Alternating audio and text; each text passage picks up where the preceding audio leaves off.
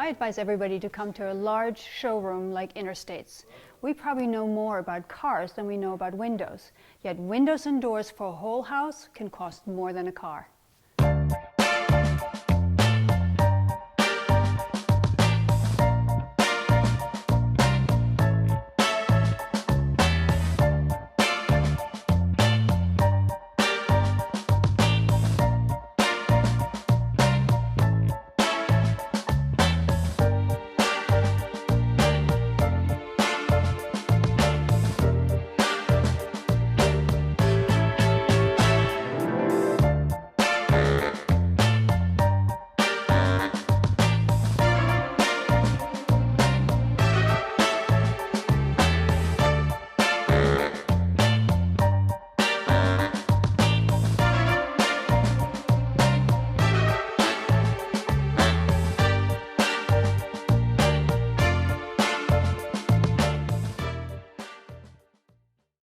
It's a real mistake to select windows and doors from a catalog. Anything can look good in a photo.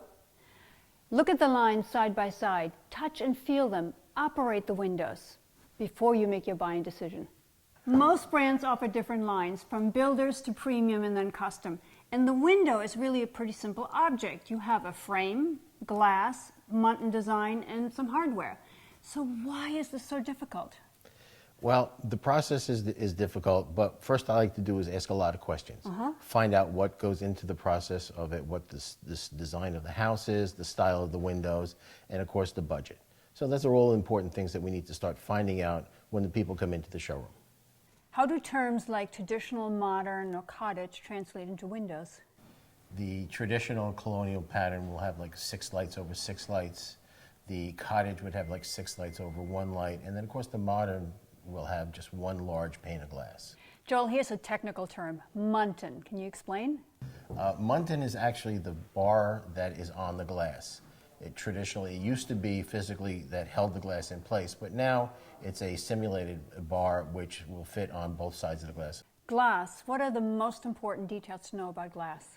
Glass can be a little tricky. Any glass that's within 18 inches of the floor or in a tub or a shower area needs to be tempered glass for safety reasons. And of course, we also have a new code called a window opening control device.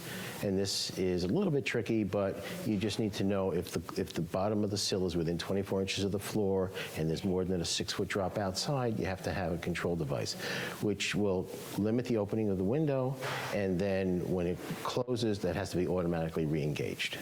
You're talking about recent building code changes that have more safety features. Egress in windows sometimes can be difficult to achieve.